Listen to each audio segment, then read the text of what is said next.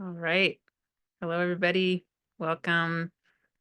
Welcome to this next day of our beautiful time together of becoming superconductors of love.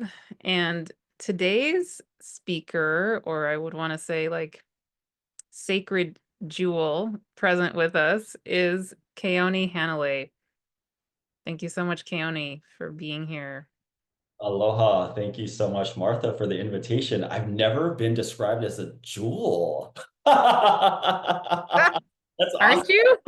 I like that. Yeah. Well, I was saying, I feel like each of, I mean, this goes for everybody listening, of course, too, but right, but every day of the summit, I feel like we're it's like the most exquisite fun gift. I feel like I get to pick up the next sacred jewel that we have and place it down here for our oh, the next day of our sacred time together and celebrate you. It's like there's so much to celebrate about you and about each of us.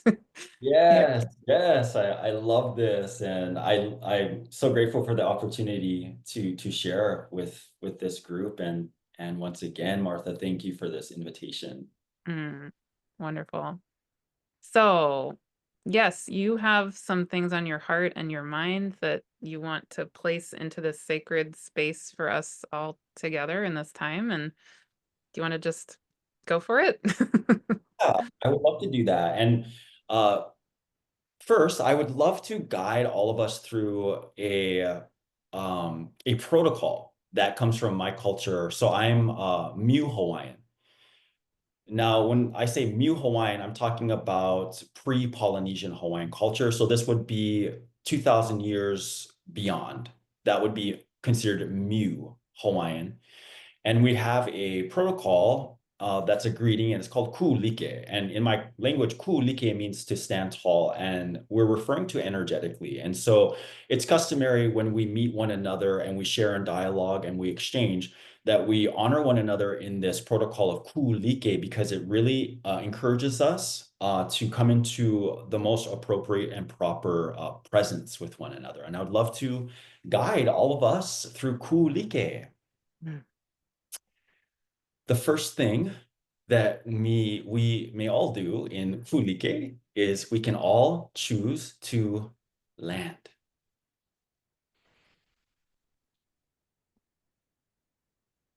Martha, when I feel into landing, I am removing myself of fixations of a past and cravings for a future. I deem this current moment sufficient. For me, there is nothing more interesting than this current moment. At my huelo, my tailbone, I feel this very generous tug. This tug, also known as sacred gravity, is connecting me to the iron crystal core of this planet, to the inner earth waters. I remember that my relationship with gravity, with the inner earth waters, with the iron crystal core, this is not a punishment, nor is it an imprisonment. I remember that this has been designed in mutual consent, and I am one of its engineers. I choose to land.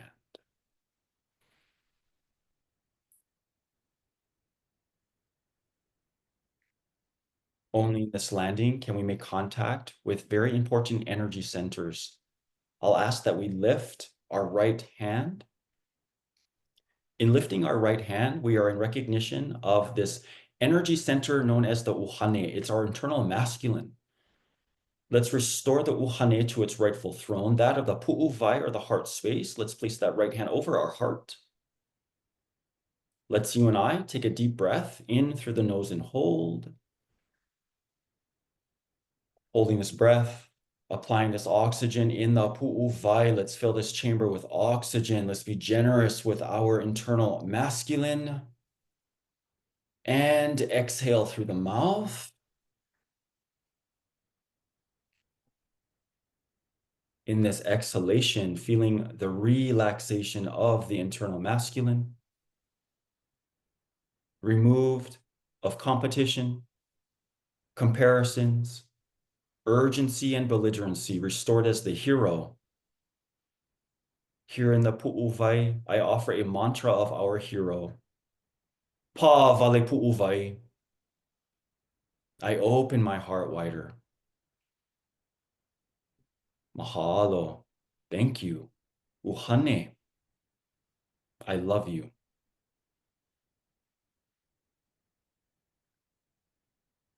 Keeping our right hand over our pu'uvai, let's now make contact with our internal feminine, this energy known as nihipili. Let's lift our left hand. Let's restore the internal feminine to its rightful throne, that of the na'au or the sacral. Let's place that left hand over our sacral. Let's you and I take a deep breath in through the nose and hold. Holding this breath, applying this oxygen in the na'au. Let's fill this chamber with oxygen. Let's be generous with our internal feminine. Sip one more breath. And exhale through the mouth.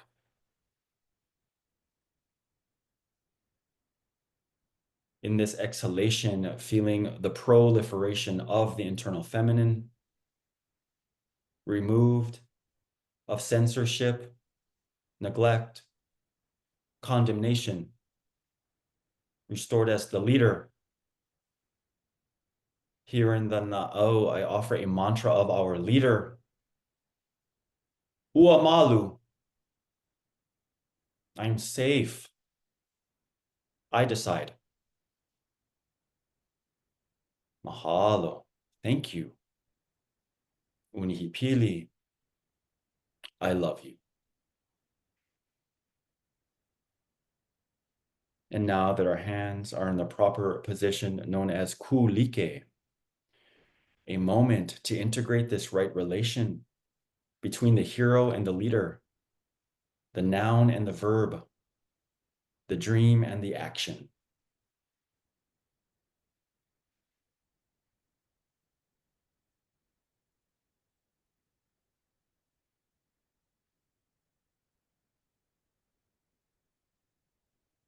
We honor this kulike by uttering 3 times.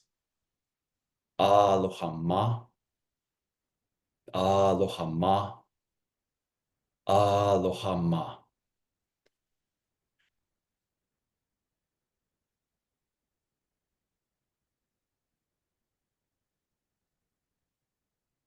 Mahalo. Thank you. Aloha ma means self-reflective love. It is the absolute circumnavigation of our experience here in this phenomenal world. Aloha ma.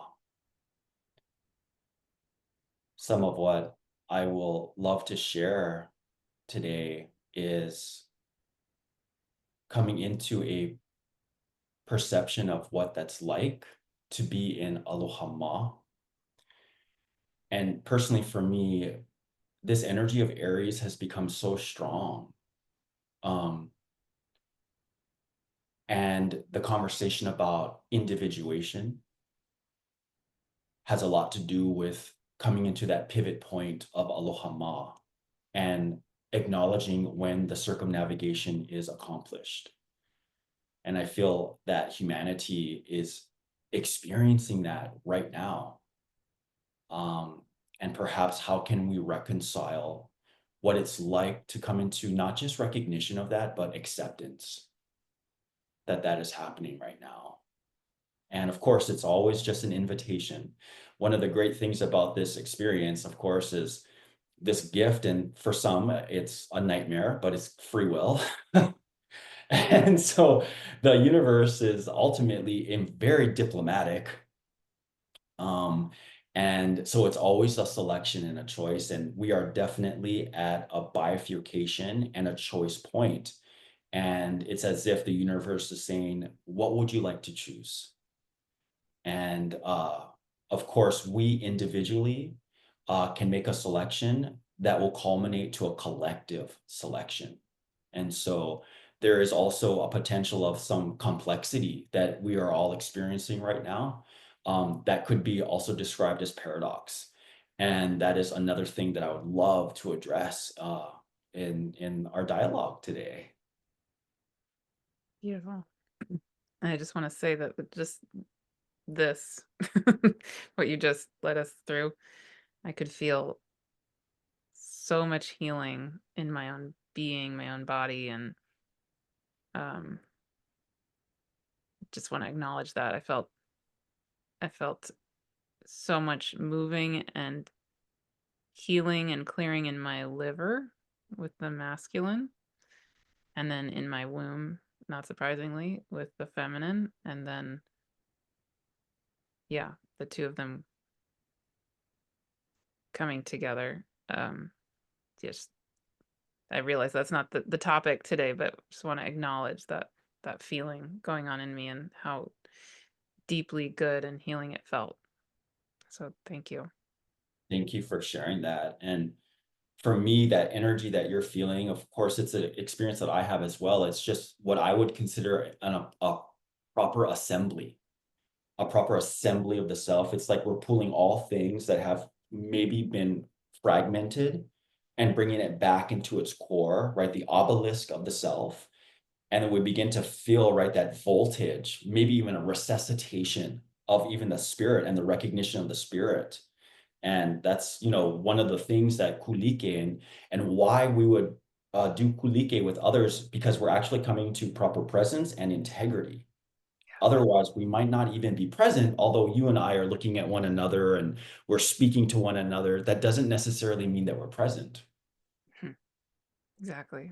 And I actually, now that I think about it for a second, I think it is very relevant to what we are talking about today, with just simply even the bringing back home um the essence of the feminine, the masculine, what they really actually are, right? And of course that speaks to the rebalancing of the Aries energy, and of course Yeah. it's all connected.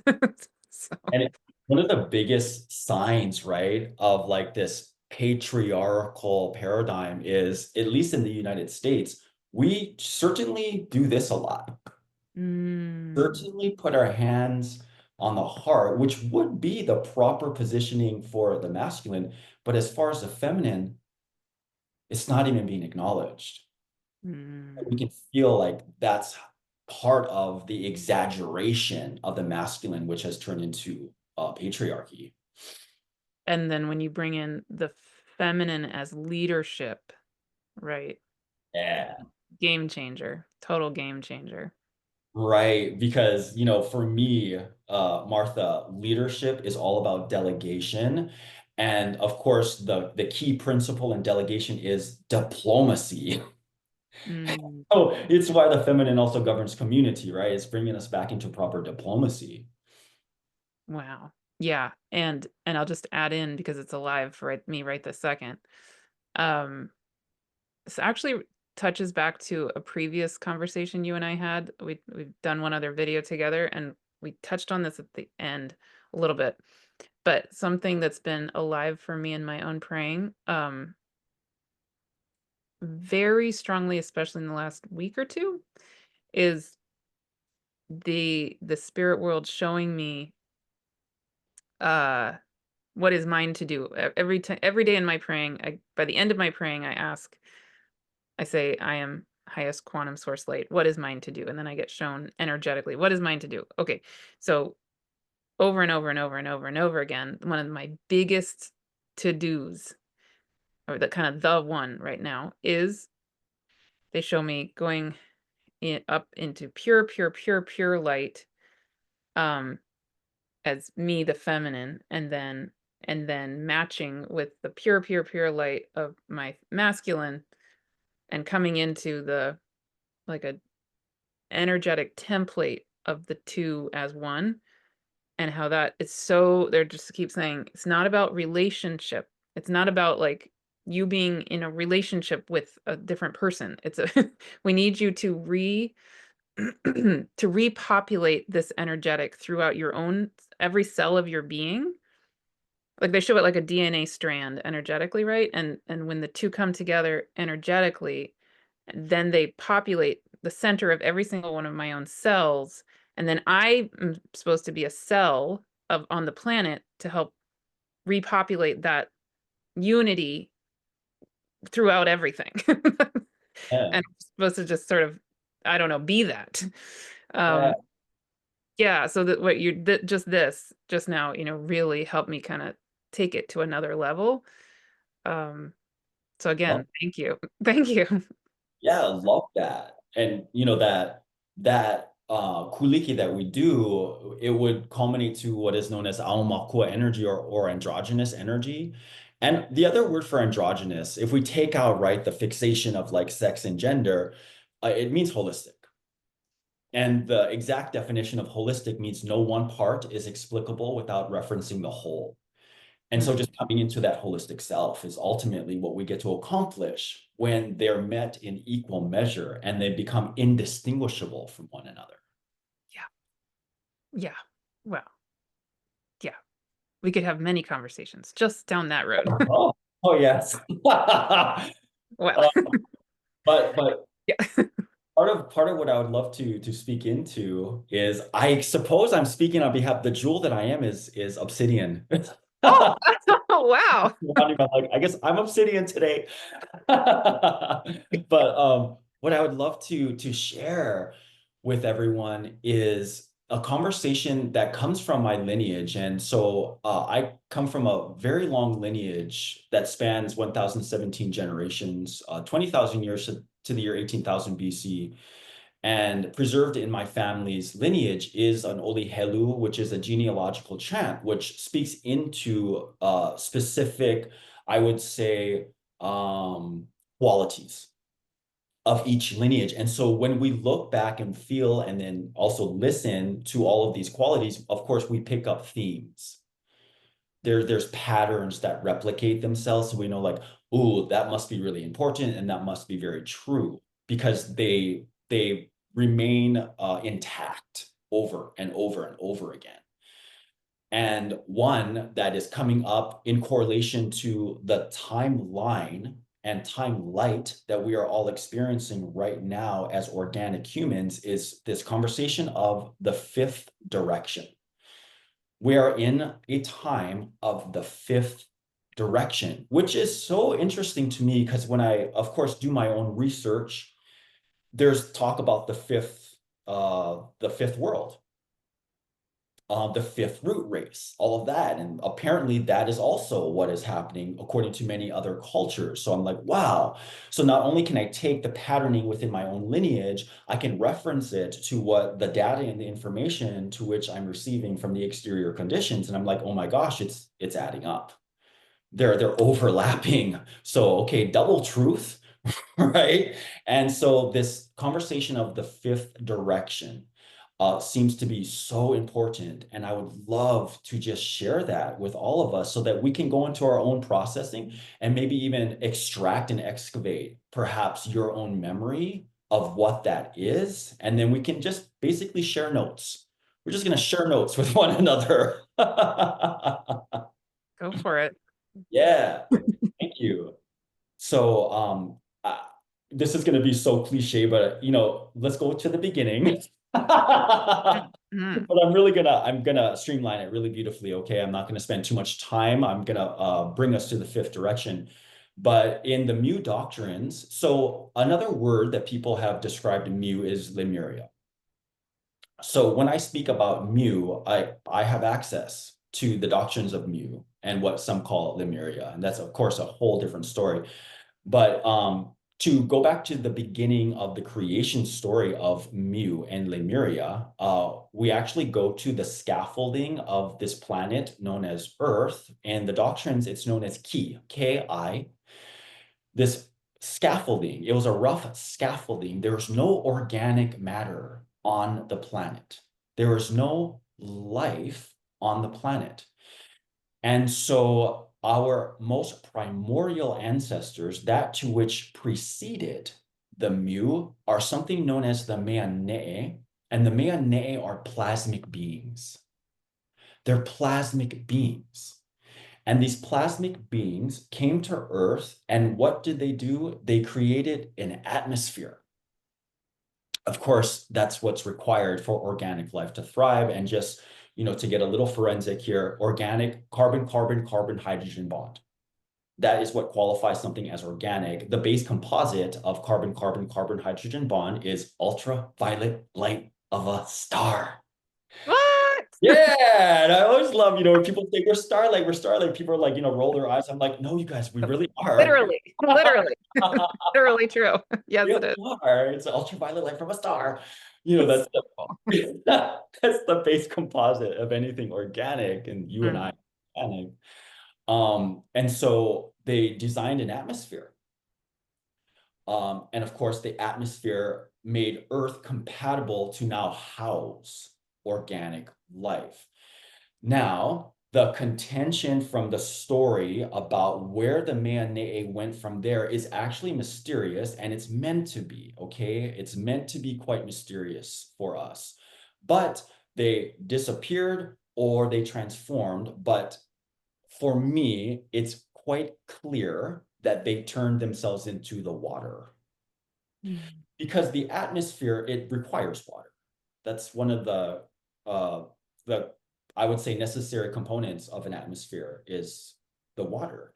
And so as they designed the atmosphere, they were transferring themselves to the life of this planet. And they turned themselves into the water that has been here recycled for billions of years. And it's so beautiful to even go to tap water and know that you're communicating with your most primordial ancestors and what we could say, as human beings, our founders, mm, and of course, I love the ceremony of weeping and crying. When you remember that that is likely our founders and our ancestors, and that we are excreting that in our weeping, it really amplifies just the significance of what is happening in the intensity of the emotions that is required for that to occur. And so when the atmosphere was created and our ancestors turned themselves into the water to continuously feed us forever and ever, something happened next where there are something called ikshe. Ikshe means junction in the Mu dialect, I-X-E, an ikshe. It's a junction. We have junctions all over the cosmos, and they are in the form of constellations, planets, stars, nebulas. They're all ikshes, they're junctions.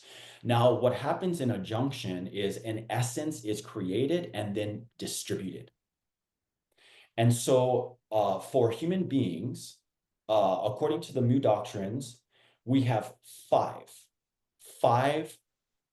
I would say, principal ikshes. Because when I share these five, I don't want people to feel I'm disqualifying other galactic federations, whatnot, that people feel so resonant with. I'm not disqualifying anything. I'm just sharing on behalf of the Mu doctrines. These are the principal ikshes, okay?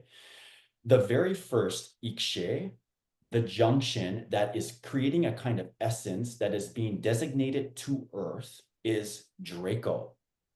That's the first ikshe, the first junction. Sometimes we say it's the first direction or it's the first lineage. Every ikshe, these junctions and this lineage, carries experiments. Now, these experiments that all these directions host are meant to allow us to express our principle. We have a guiding principle. It's likely love. It's likely love. Now, love is so gigantic that a world of form cannot hold it. It would collapse this world. And so it's as if these junctions, they're allowing us to experience this principle without collapsing this world. And so these experiments are meant to allow us to engage, interact, experience, and express that principle. Now, Draco has the experiments of time, ritual, and death. Time, ritual, and death. And this one's always really unique for me to kind of like explore because I'm sure Martha, and the audience, Draco lineage, it gets a lot of bad reputation, right? It's like the reptilians but then also feel into one of their experiments, or I would say all three of them, time. A lot of people have a lot of problems with time. And so therefore, there would be kind of some contention with that lineage already, like, oh, time, measurement, it's so stifling. And then we have another experiment of death. Death. But remember what I started our conversation with? I said the circumnavigation, aloha ma, self-reflective love, the circumnavigation. Death is completion. It's completion. It's so beautiful that we begin with the promise of completion. And this is really going to become important when I bring up the fifth direction. And then the next is ritual. And ritual for me in this experiment that amplifies our experience of love is this is where we come into, I would say, protocol, ceremony. It's like how we are almost documenting these experiences of love that we're having, ritual. And if I may, Martha, what is coming to you, any of these three experiments, but then specifically, I'm curious about the ritual piece. Well, specifically with the death aspect, something is rising. Do you want me to speak to that? I would love that. Thank you. Yeah, just I've thought about this a lot lately.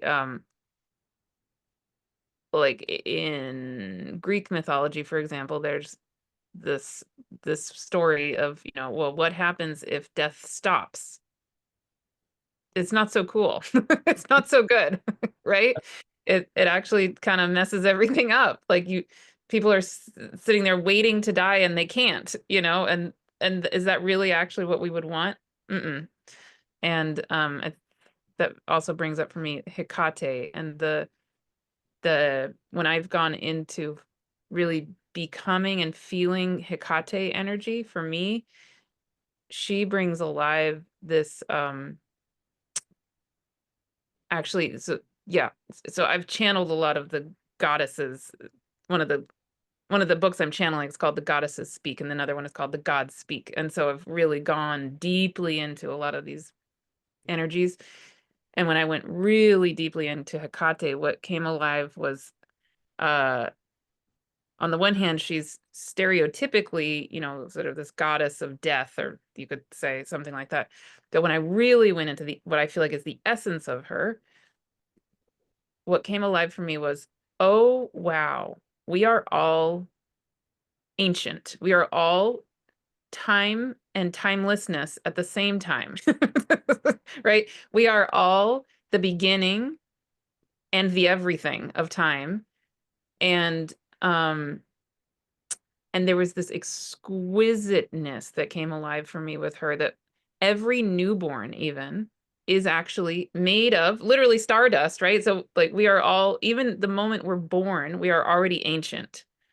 And so she helps for me hold that energy of the continuous cycle of life, that it is always held as one. It never actually starts or ends, but it does start and it does end, right? It's Yeah. another paradox of everything. And we Yeah. need it. Yeah. Hmm. And that's where, when I came into realization that this thing called death that, has turned into something so threatening, it's truly just about completions. So just as you're sharing, right, we can go into a kind of rebirth. And that completion is necessary. And so the death really initiated itself as one of the primary experiments for this principle of love. Mm. And then we go to the second direction, the second lineage, and this would be Arcturus. In the language we call Arcturus hokulea, and Arcturus holds the experiment, and there's really one main experiment because it's so colossal, but it's diamond consciousness. Diamond consciousness. And I love that it's in the asterism of the diamond of Virgo. Hokulea, the star, Arcturus, is in the asterism of the diamond of Virgo. And so it's diamond consciousness. I'm curious, Martha, because I know you remember what diamond consciousness is. What would you like to share about diamond consciousness? Well, you didn't happen to see the video I put out yesterday, did you? I always, is that what you're talking about? No, seriously, did you see that or no? It. No? Okay. Okay. Well, so for people watching this in this, we're recording this in January, the end of January 2025. Yesterday, I put out a video talking about there's an upcoming new moon in Aquarius, and so I was talking about the science of Uranus, the planet, because Uranus will be going direct the day after the new moon in Aquarius, etc.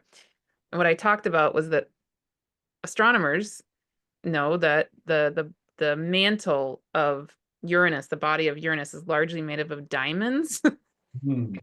and it has apparently the mantle has diamond bergs in it. So like not so it's so Uranus is an ice giant, but it's not that so much it has icebergs, it has diamond bergs. Wow. So what? Yeah. So I was this whole video was about the Uranian energy, like really sitting and being with Uranian energy and Aquarian energy being on one level related to us holding space for the diamond quantum realms and reality of ourselves. So, Wow. That's amazing. yeah, yeah. That's really funny that you're asking me that question today. Right, right. And of course, that diamond, like diamond consciousness, that diamond, it for me, it has a lot to do with like the precision. And then, of course, Uranus with Aquarius, the intellect, it's all about being precise, right? And so, like, yeah, this is where we perhaps come into like direction. Because Yep. prior to that, especially with time, death, ritual, it's kind of like just all over the place, right? And then when you come in with Arcturus, the second direction, and it's about diamond consciousness, it's like now we're focused, now we have direction, now we can organize. So now we're organizing ourselves, and that's the second direction. The third direction of the third lineage is Sirius. Mm, Sirius. And remember, these are all iches or junctions. They are these places that are designated to create an essence, a quality that is to be distributed to a specific place. And for Earth, we are to receive these specific qualities in order to truly experience our principle of love.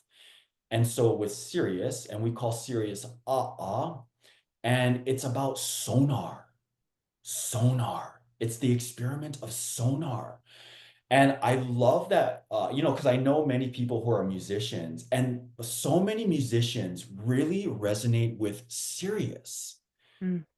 And even people who play crystal bowls and, just the wide spectrum of musicians really resonate with Sirius because Sirius governs the experiment of sonar. And I'm curious, you don't mind me asking, right, Martha? No, no, no, not at Okay, all, great. of course. Can you share with us some of like your memory of what this experiment of sonar is about?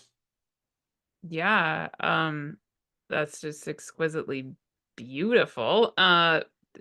What comes alive for me is feeling the connection of the whales and the dolphins with the stars when I've really gone into channeling various stars and then yeah, just anyway, I've had many experiences where I go deeply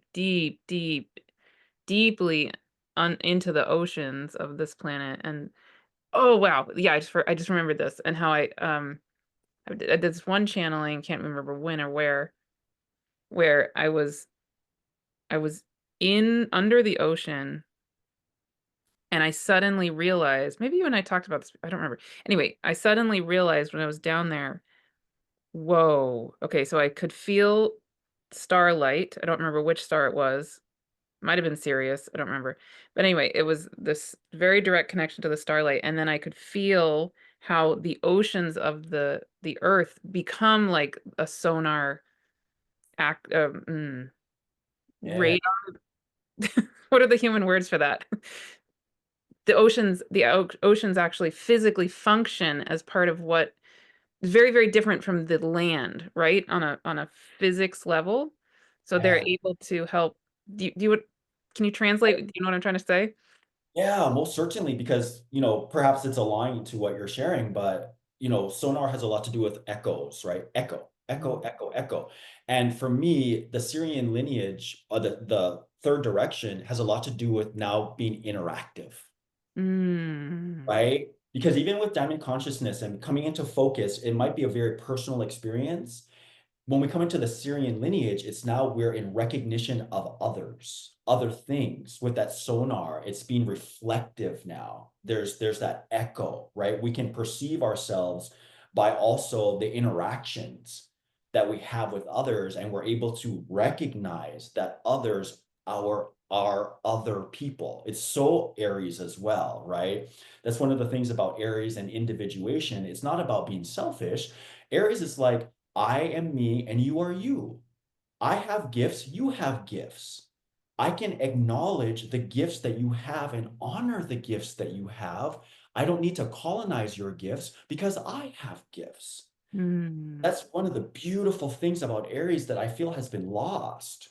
Mm. That's truly the core of the message of Aries. It's about recognizing the gifts that we have and to not colonize. Because the other word for colonizing gifts is plagiarism Yeah. and for culture. And of course, that's so loud today because, you know, for many of us, we just want to belong. And when we see other people in their power, we feel like we have to maybe mimic them in order to receive the same kind of accolades or esteem, but then we end up just plagiarizing. And so when we come back into, I would say, mature Aries, it's about acknowledging other people's gifts while also honoring my gifts as well. And then we're all just contributing Mm. and exchanging those gifts. And so with Syrian energy, it's about the exchange is now happening. The exchange, and we can feel that it's been ripe with Arcturian energy. Arcturian is brilliance, diamond Mm. consciousness. You want to share it now, right? Otherwise, you're going into mania.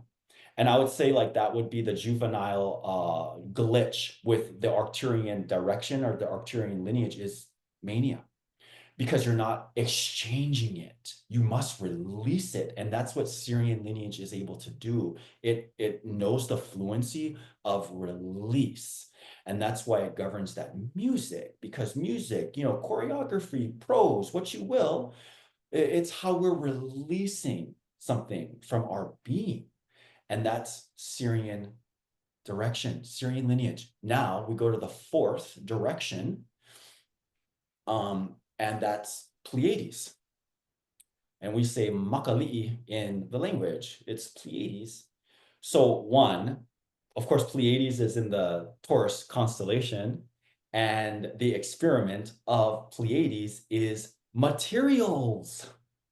Materials. And of course, we feel Taurus, right? Taurus is so creative with materials. So now feel it like this. From Sirius, we've been exchanging, right? And it's melodious and it's fluid. When we come into the Pleiadian lineage and the direction of materials, and that's the experiment, now we're building infrastructure. The Pleiadian lineage builds infrastructure. Now we have civilizations, cities, et cetera, et cetera. You know, governments, what you will, that's all Pleiadian. And when we transit it from the, we call it A or Atlantis. In the culture, we call Atlantis A. But when we transit it from Atlantis, that was the opening of the Pleiadian lineage. That's why Atlantis is so known for their infrastructure. It was really the explosion of the Pleiadian lineage. And Sister Martha, is there anything you would like to share about this Pleiadian direction and infrastructure and materials?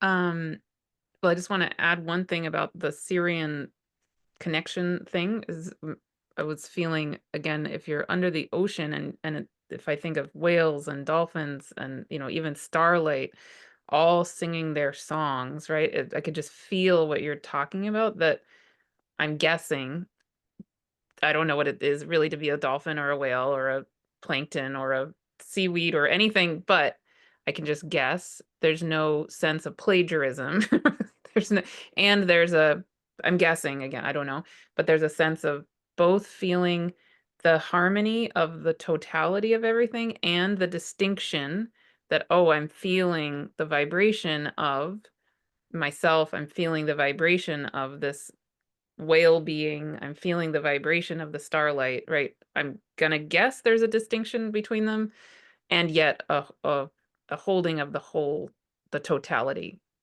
Ah, so As beautiful. yeah. Martha. And I would say too, to complement what you're sharing, they don't experience perhaps what humans experience, and that's comparison. Mm. Humans are very seduced with comparison, and that takes us into plagiarism and fraud.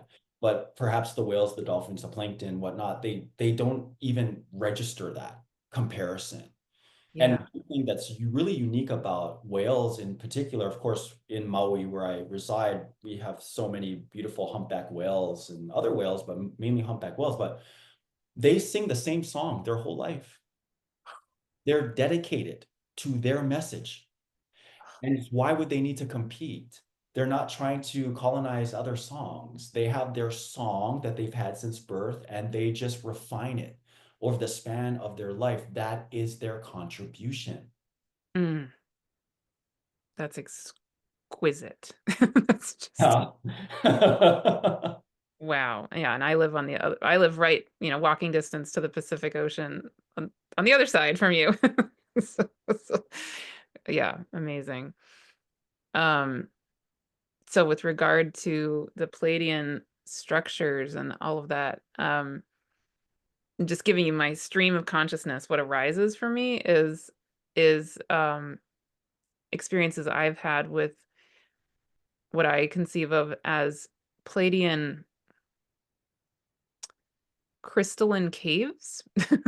So I mean that brings in a sort of structure and a holding space, that's very magical and that allows all of things to unfold within a structure. But you say what's there for you?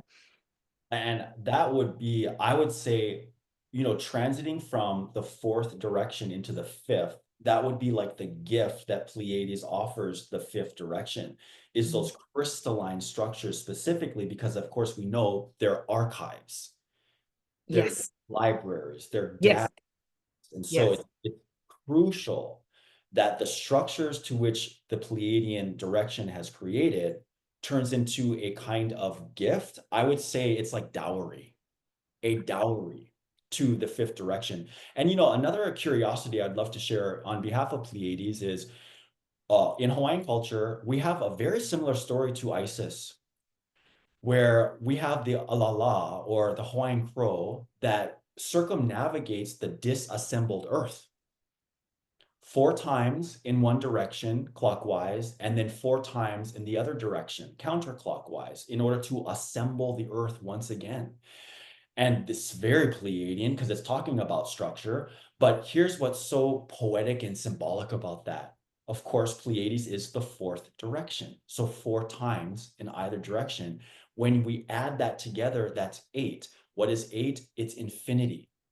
It's the infinity symbol, meaning that whatever the Pleiadian lineage transfers to the fifth direction, that is going to infinitely exist. And so we can feel that everything that has been culminating from Draco, Arcturus, Sirius, and now Pleiades, we're creating something in all these experiences.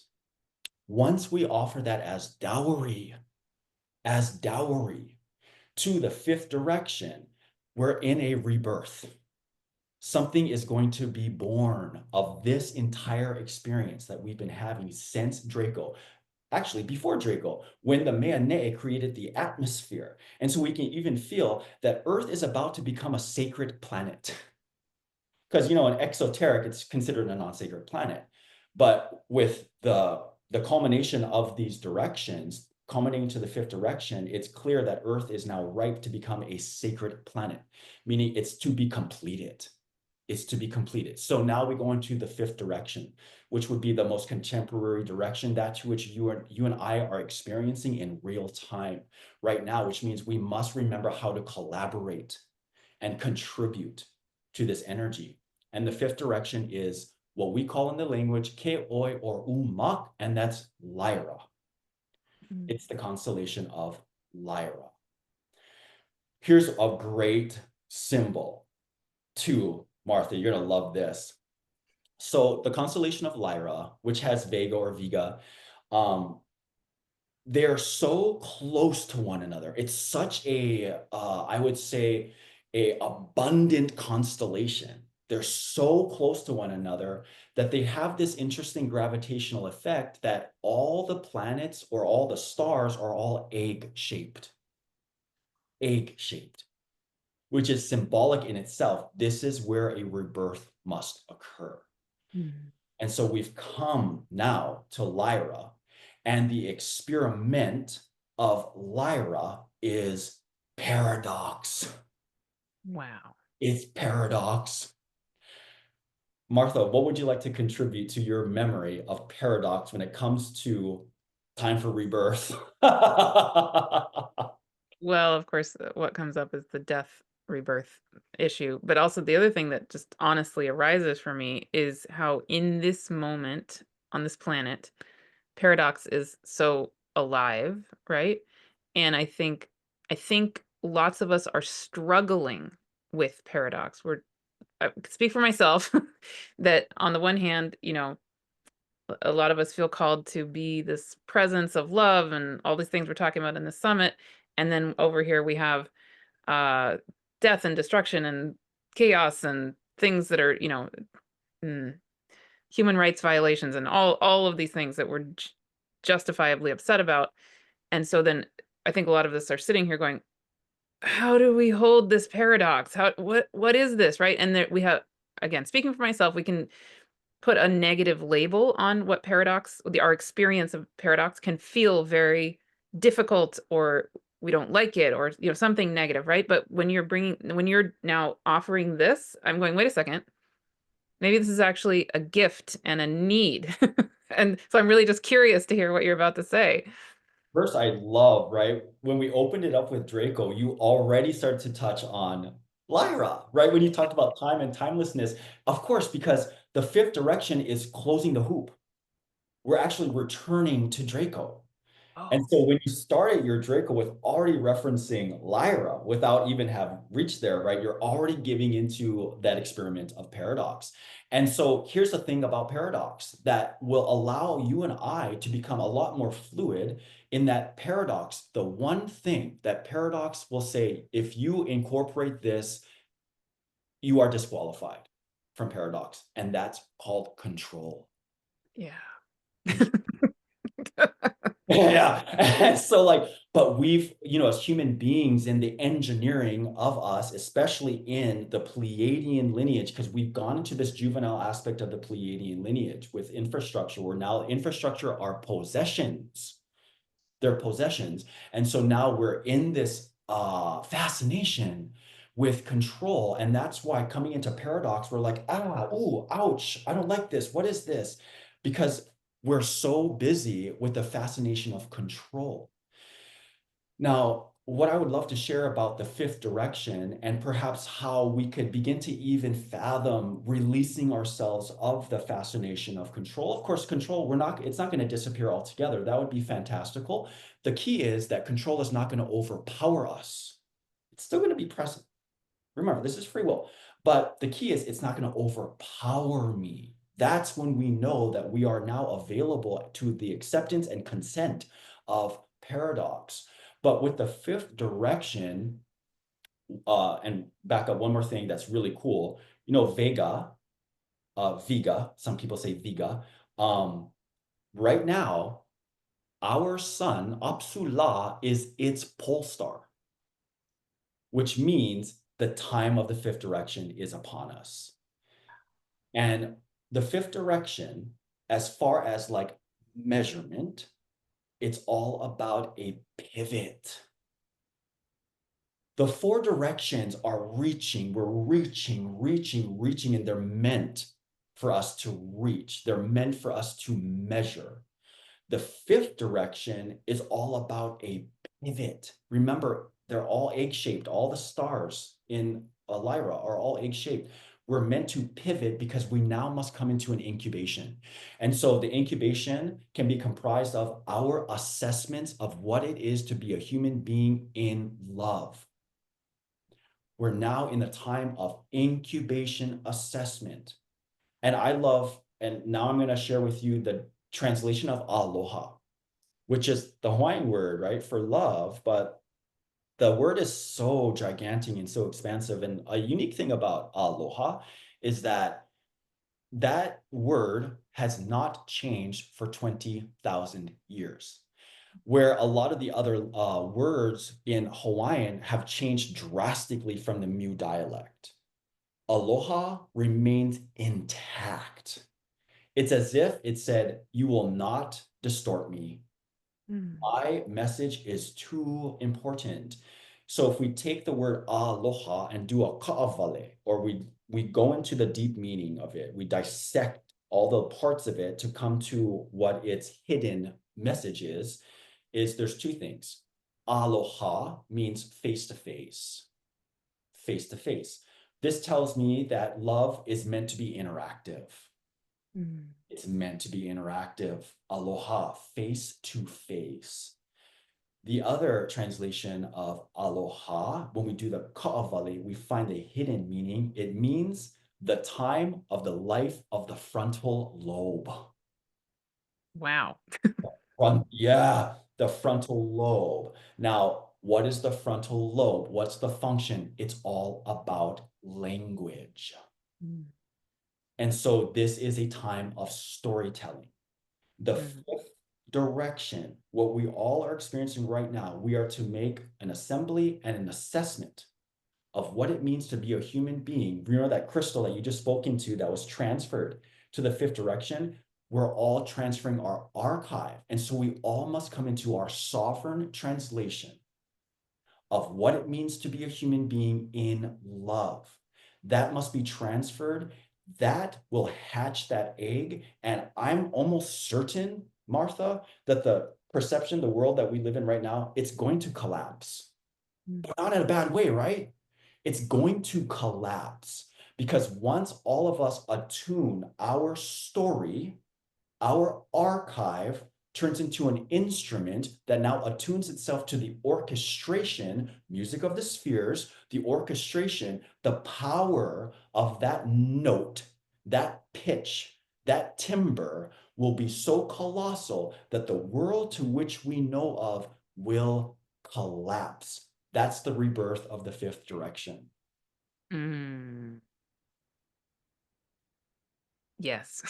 And that fits two things with, okay, number one, of course, the entire purpose of this summit, which is becoming superconductors of love. We just focus on that one pitch, right? And let's just do it together. Period. The end. That's all we got to think about. um, and then also for me, when I have channeled Vega, what comes through for me is this holding our own soul song, and like literally the strumming of the celestial harp, that is our own note. Yeah. So of course that fits that beautifully. Um yes. Yes. Of course, Lyra, right, was named after the lyre and Mhm. yes, and so it's all about everyone coming into their proper archive after Mhm. that pivot so that they can lend their instrument to the orchestration. And that's the fifth direction, that is the honoring of Lyra. And here's what I want to share, and this is the invitation to the audience so that we can be very aware of what we're selecting at this time. Mhm. Because the fifth direction, Lyra is saying it's time for a pivot, Mhm. but not all of us can pivot, right? A lot of us, we cannot be present because it's too painful, it's too humiliating, whatever. We cannot pivot. And now we're going into excess. Of course, the example of the excessive world is the synthetic world and artificial intelligence and transhumanism. And so we're at that choice point now. can we all as a collective allow ourselves and one another, can we be gracious to one another to allow everyone to pivot so that we can attune our instrument by way of how we are assessing and archiving our experience as a human being in love. If we cannot pivot, we will go into the excess.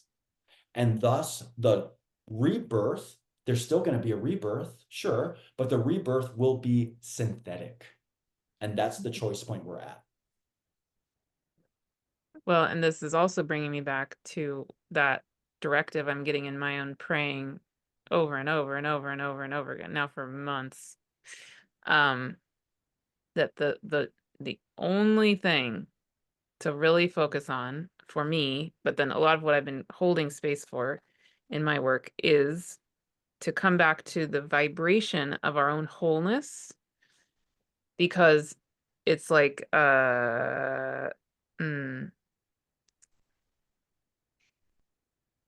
this is my perspective, so you've you know let us know how this compares or whatever for you. But in the time of great forgetting, for me the biggest part of that forgetting is the illusion of separation, right? And the illusion of that we are not whole. So over the last many months, the biggest directive for me in how I've been asked to hold space is holding space for us to come back into the literal remembering of our own wholeness and the vibrational quality of that wholeness. Um, and what I can feel even in my own journey as a human is that when we do experience that paradox, when we do experience and see and know and all of the above, all the pain, all the suffering in the world, it's almost an automatic habit. I can feel it in my own energy body, that my own energy body just wants to separate, right? It wants to assume that there is brokenness in me, in the world, etc. That's how we've been trained on an energy body level. And so what the spirit world keeps saying over and over and over again, they say, okay, there's a certain level of your humanness that feels like it's selfish somehow to do anything other than attune to the brokenness, right? Like there's some way that I feel guilty if I'm not reflecting the brokenness by feeling broken, right? But they're saying, okay, but that just perpetuates brokenness. And that's not what you actually are. And that's not what life actually is. And you can't hold the space for this wholeness or what you're describing, this pivot, right? If you perpetuate, it's like you're like holding people apart by holding yourself apart. So no, just let it go. Just relax. Come back to this vibrational quality of you as the one. Period. Yeah, It's the most selfless thing you can possibly do, and we're begging you, please do this. yeah, Mm, yeah, sister. And for me, right? Thank you for sharing that. For me, unity consciousness, it's not about assimilation. mm, It's about proclamation. mm. Because in order to be a part, feel it like this, in order to be a part of unity consciousness, you must make a contribution. Right. And so that thing that you're referring to, right? Like the core essence of you being able to once again honor that, accept it, and then just allow it to once again just complete you. Yes. That is that contribution. Now we're a part of unity consciousness because the unity consciousness, and I've done my own, research, and I've gone to events and whatnot, and have listened to people speaking to unity consciousness. And at the end of my research or the end of the event, I'll go into my own assessment and I'll be like, wow, they're talking about assimilation. Talking Mm, about assimilation. And so just like we were sharing, right? We're focusing on these things and now we're mandating everyone to meet us in that same exact place. That's mm. impossible for No, us. yeah. We all have this sovereign experience. And that's what Lyra is sharing. It's like, you must now contribute your instrument. The orchestration, it's going to be off if your instrument is not a part of that. Your instrument does not sound like any other instrument. And so we need your instrument to contribute to the orchestration. That's when the rebirth will happen. And my sense is that the world, and this is part of paradox, the world to which we are accustomed to, it will collapse because it's complete. Mm, mm, mm, mm, mm. Wow.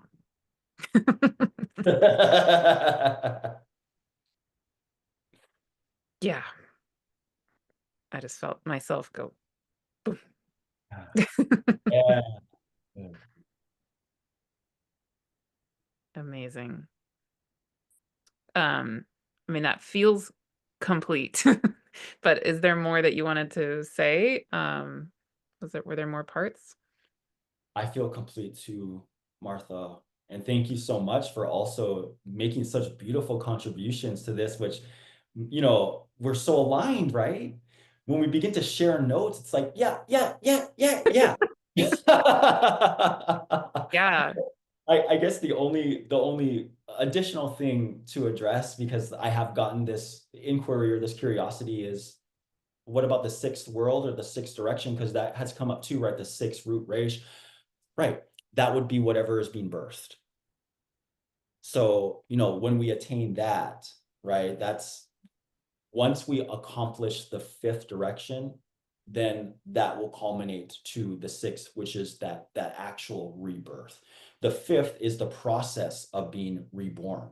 It's the process. That's why it's a pivot. We're doing an assessment. We're archiving, we're storytelling our experience of what it means to be a human being in love. That's the sound of our instrument. And then the sixth direction or the sixth root race or the sixth lineage would be whatever is born from that. Beautiful. So for today, in this time, the sacred time that we're in together, in the summit, is there a way you would like to close? I'm thinking of, essentially sending people out into the world, out into the day, for anybody watching this anytime. This is a timeless, sacred process that we can come back to over and over and over again. So, as we're kind of closing this time, is there something you would like to invite us into right now to, yeah, so now what? Like, what can people be doing in their day to hold this place or hold this space or Yeah. Well, something? like Yeah. I would love to share something poetic and something practical. Yeah. So the practical would be, can you consent yourself available to begin to archive your experience?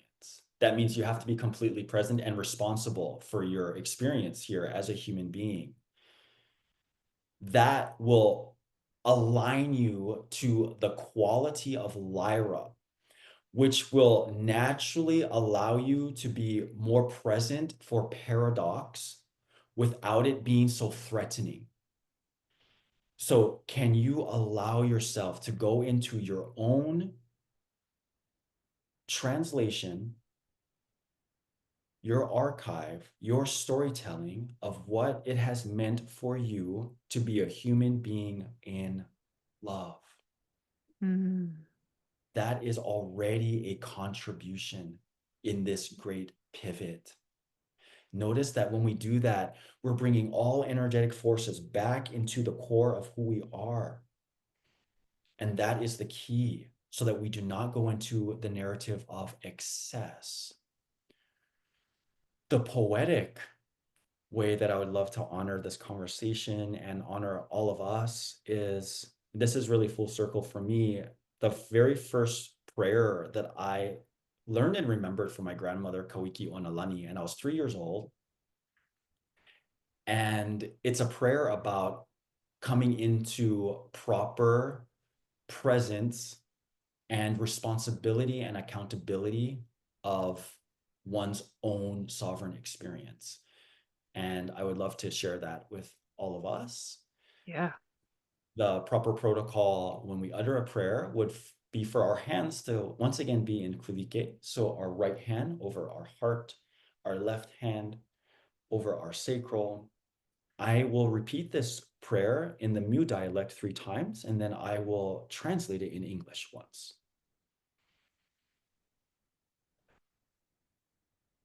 Ka eka tawi a mea it on parat u la mea amma kui heva amma at amma. Ka eka tawi a mea it on parat u la mea amma kui heva amma at amma. Ka eka tawi a mea it on parat u la mea amma kui heva amma at amma.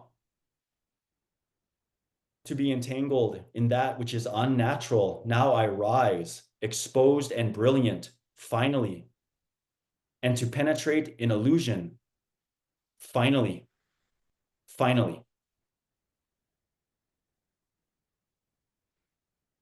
Aloha ma, aloha ma, aloha ma.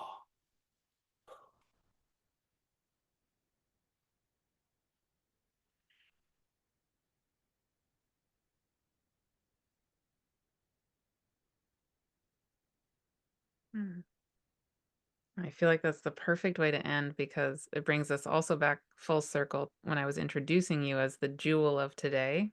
I mean, there it is, right? That moved through you at age 3. That moved through 3-year-old Keone.